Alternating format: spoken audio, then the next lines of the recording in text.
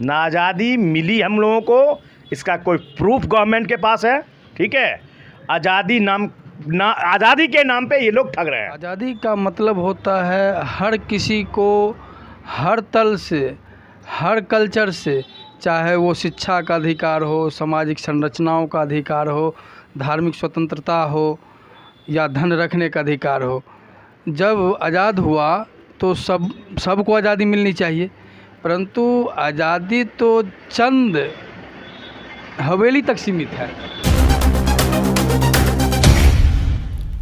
देश की सच्चाई सच छुपने नहीं देंगे।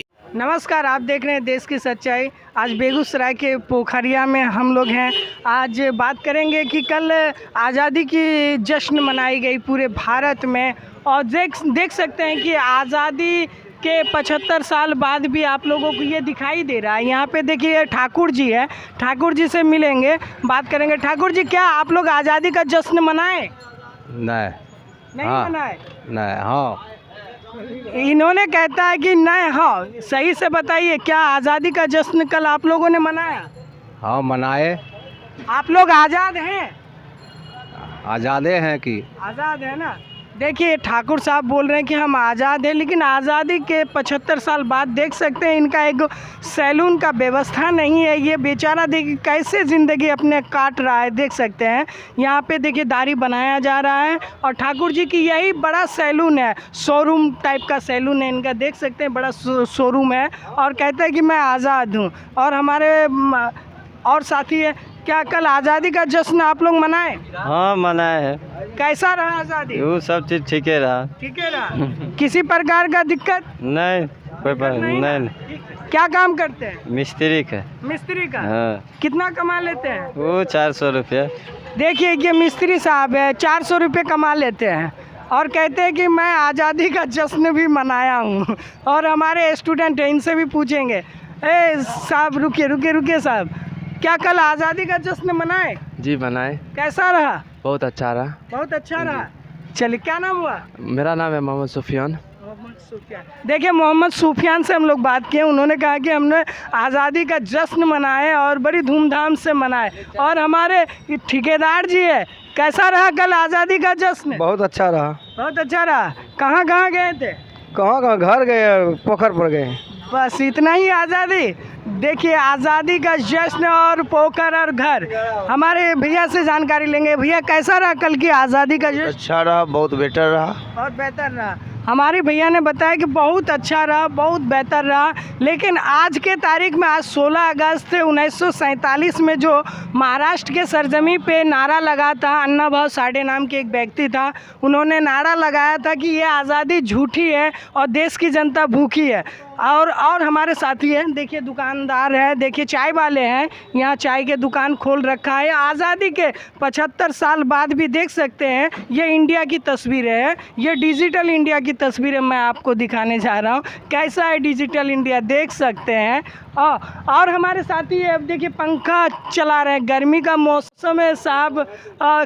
कैसा रहा आज़ादी का जश्न? बहुत अच्छा, बहुत अच्छा। आप लोग आज़ाद हो चुके हैं पूरे बढ़िया से। अच्छा, मोदी जी के रीजन में? नहीं, मोदी जी तो सबको बर्बाद कर दिए, हम अपने आज़ाद हो गए। अच्छा। देखिए मोदी जी ने सबको बर्बाद कर दिया है, और ये भाई साहब का कहना है कि मैं स्वयं आज़ाद हो गया हूँ। और हमारे साथी हैं, इनसे भी बात करेंगे। कल कैसा रहा आज़ादी का जश्न? बहुत सुपर रहा आज़ादी का जश्न। क्या आप लोग आज़ाद हैं? आज़ाद तो हम बहुत पहले हुए हैं। कब हुए थे? अरे 1947 से ना आज़ादी प्राप्त हुई है। अच्छा, 1947 में इन्होंने आज़ादी प्राप्त हुई है। क्या काम करते हैं? काम तो मजदूरी करते हैं। मजदूरी करते। देखिए 1947 में देश आज़ाद हुआ, और आज भी मजदूरी करते। कितना कमा लेते हैं?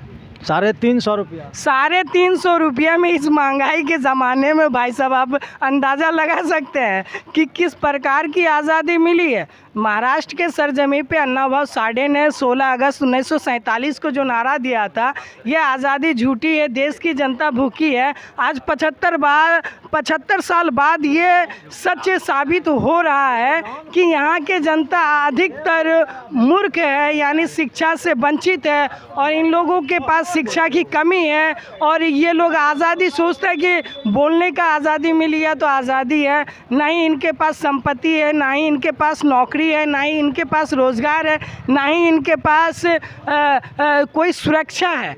बिना सुरक्षा का ही इस भारत में आदमी अपने आप को आज़ादी महसूस कर रहे हैं। आप समझ सकते हैं। हम बेगूसराय से आपको ये लाइव तस्वीरें दिखा रहे थे। ये बेगूसराय पोखरिया की तस्वीरें हैं, और हमारे चैनल में आप बने रहिए देश की सच्चाई में। लगातार मैं आपको दिखाते रहूँगा बेगूसराय से अपडेट। मैं आपके साथ अहमद भाई पटेल बेगूसराय से।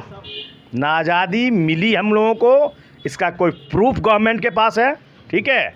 आज़ादी के नाम पे ये लोग ठग रहे हैं। मनाया जा रहा है। और जो ये लोग झंडा फहराने के वक्त में ये लोग कसम खाते हैं कि उस कसम का एक ही रहस्य है कि 1 साल के लिए फिर मैं तुम्हें ठगूंगा, और फिर इस गणतंत्र दिवस पे, स्वतंत्रता दिवस पे आके फिर से हम आपको जुमलाबाजी कहेंगे और 1 साल फिर ठगेंगे आपको, ठीक है।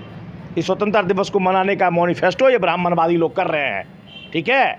और आज़ादी कहीं भी नहीं मिला है।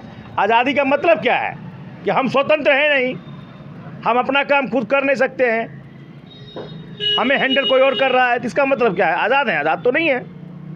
और अभी हम लोग का जो मूलभूत आवश्यकता है, भोजन, वस्त्र, आवास, ठीक है। भोजन तो ये हमको दे नहीं रहे हैं। आवास के नाम पे घुसखोरी चल रहा है। अगर गवर्नमेंट कहती है कि इंदिरा आवास, प्रधानमंत्री आवास योजना, क्या किसी को बगैर रिश्वत के मिला है? किसी को नहीं मिला है। भोजन, जो किसान भाई अनाज उगाते हैं, आज वो 6 महीने से बैठे हुए हैं अपनी मांगों को लेके, ठीक है। और सरकार जो केंद्र में जो भी सरकार आए, ठीक है, बीजेपी का आए, कांग्रेस का आए, किसी का भी आए, वो लोग सिर्फ और सिर्फ सौदेबाजी कर रही है। आज़ादी का मतलब होता है हर किसी को हर तल से, हर कल्चर से, चाहे वो शिक्षा का अधिकार हो, सामाजिक संरचनाओं का अधिकार हो, धार्मिक स्वतंत्रता हो या धन रखने का अधिकार हो। जब आज़ाद हुआ तो सबको आज़ादी मिलनी चाहिए, परंतु आज़ादी तो चंद हवेली तक सीमित है। सबों की आज़ादी कहाँ है? यहाँ 2 वर्ग हैं, एक को बेहतर शिक्षा, एक को समझ जाइए कि प्लेट व्यवस्था।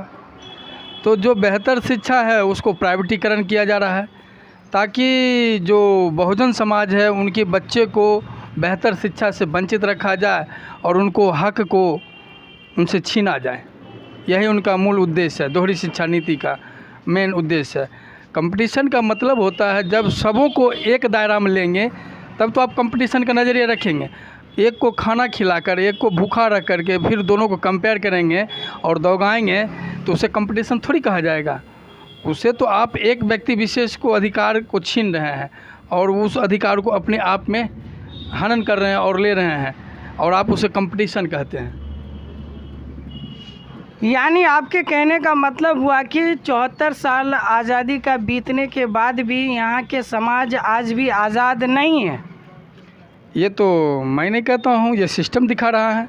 सिस्टम में ही आप देख रहे हैं कि आज ऐसा क्या है कि रिक्शा चलाने वाले के बच्चा वो स्कूल में पढ़े और जो बड़े हैं पूंजीपति हैं उनका व्यवस्था अलग हो। तो जब अलग व्यवस्था वाले आदमी इस व्यवस्था से जाएंगे और दोनों को कहेंगे कि आप भाई जिसको कभी अंग्रेज़ी पढ़ाई नहीं गया है उसे आप अंग्रेज़ी में ये लेंगे तो देगा? आपका जवाब देगा? नहीं देगा ना। तो दोनों को जब एक शिक्षा एक नीति देंगे तब ना दोनों कंपेयर करेंगे कि बेहतर गुणवत्ता किन में है। तो यहाँ तो धोखेबाजी है ना, जो आप एक को यूँ ताकत से नहीं चतुराई से छीन रहे हैं। यहाँ पहले ताकत था, अब ताकत नहीं, चतुराई से अधिकार को छीना जा रहा है। इस तरह से शिक्षा स्वतंत्र नहीं, शिक्षा को गुलामी व्यवस्था के बंधन में बांधा जा रहा है। इस तरह से भारत शैक्षणिक लेवल से गुलामी व्यवस्था में बन चुका है।